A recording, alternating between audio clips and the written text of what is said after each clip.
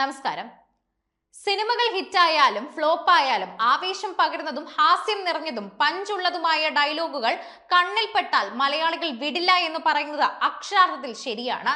അങ്ങനെ 2024 മലയാളികൾ ഏറ്റെടുത്ത സിനിമകൾ ഏതൊക്കെയാണെന്നും ഡയലോഗുകൾ ഏതൊക്കെയാണെന്നും ചോദിച്ചു കഴിഞ്ഞാൽ ഒരുപാടുണ്ടെന്ന് പറയാം. അത്തരം ഹിറ്റ് സിനിമകളുടെ മാസ് ഡയലോഗുകളുടെ ഒരു വർഷം തന്നെയായിരുന്നു 2024 എന്ന് പറഞ്ഞേ മതിയാകൂ.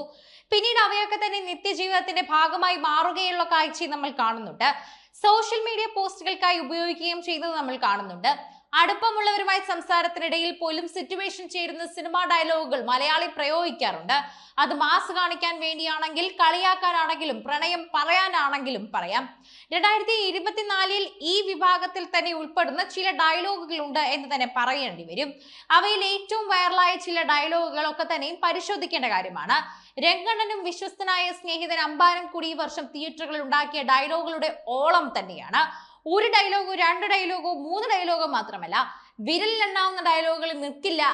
ആവേശത്തിലെ ഡയലോഗുകൾ എടുത്തു കഴിഞ്ഞാൽ ആവേശം ഫുൾ സ്വിംഗിൽ തന്നെ എന്റർടൈൻ ആക്കിയതും തന്നെ ഇത്തരത്തിൽ രംഗണ്ണൻ അമ്പാൻ കോംബോ തന്നെയാണെന്ന് പറയാം. പടത്തിലെ ഒരു സീനിൽ ഫഹദിന്റെ രംഗണ്ണൻ എന്ന കഥാപാത്രവും നടൻ സജിൻ ഗോപുവും തമ്മിൽ സംഭാഷണത്തിനിടയിൽ തന്നെ ഇതൊക്കെ ശ്രദ്ധിക്കേണ്ട അമ്പാനെ ശ്രദ്ധിക്കാമണ്ണ എന്ന ഡയലോഗാണുള്ളത്. ഇതിപ്പോൾ തന്നെ വൈറലാണ് എന്ന് പറയാം. ഈ സിനിമയുടെ റിലീസിന് ശേഷം ഈ ഡയലോഗ് ഒരിക്കൽ പോലും പറയാത്ത മലയാളി ഇവിടെ ഉണ്ടാവില്ല എന്ന് പറയുന്നത് സത്യമാണ്.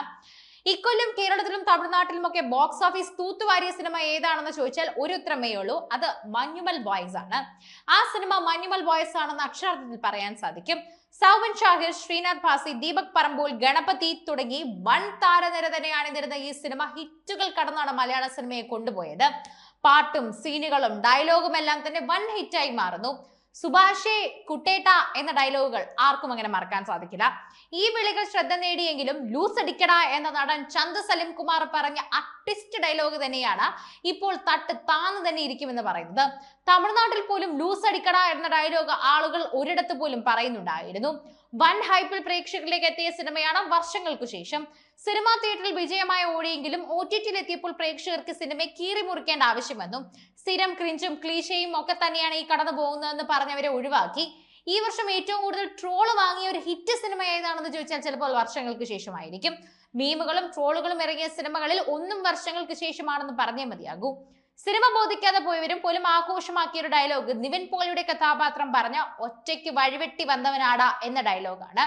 ഹേമ കമ്മിറ്റി റിപ്പോർട്ടിന് പിന്നാലെ തന്റെ പേരിൽ വന്ന വിവാദങ്ങൾ കള്ളമാണെന്ന് നിവിൻ തെളിയിച്ചപ്പോഴും നടനെ പ്രശംസിച്ച് പോസ്റ്റിടാൻ വേണ്ടി തന്നെ ആരാധകർ ഈ ഡയലോഗ് ഒരുപാട് വട്ടം ഉപയോഗിച്ചതായി തന്നെ പ്രേക്ഷകർ പോലും കണ്ടെത്തിയിരുന്നു.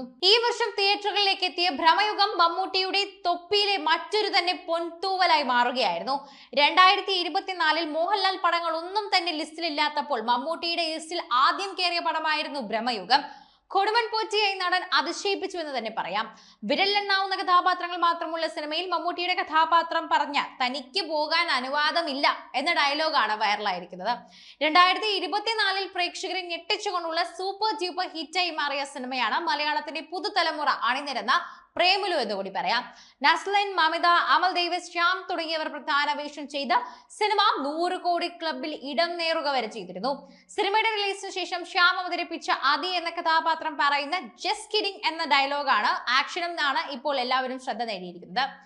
സംവിധായകൻ രാജ്മൗലി പോലും പ്രേമലു കണ്ട ശേഷം ആദി എന്ന കഥാപാത്രത്തെ കുറിച്ച് പറഞ്ഞിരുന്നു. റൊമാൻസ് കോമഡി ജോണറിലുള്ള സിനിമയായിരുന്നു പ്രേമലു. നവംബർ അവസാനത്തോടെ തിയേറ്ററുകളിൽ എത്തിയ സിനിമയാണ് നസ്രിയ ബേസിൽ കോംബോയിൽ വന്ന ത്രില്ലർ സൂക്ഷ്മദർശിനിയും.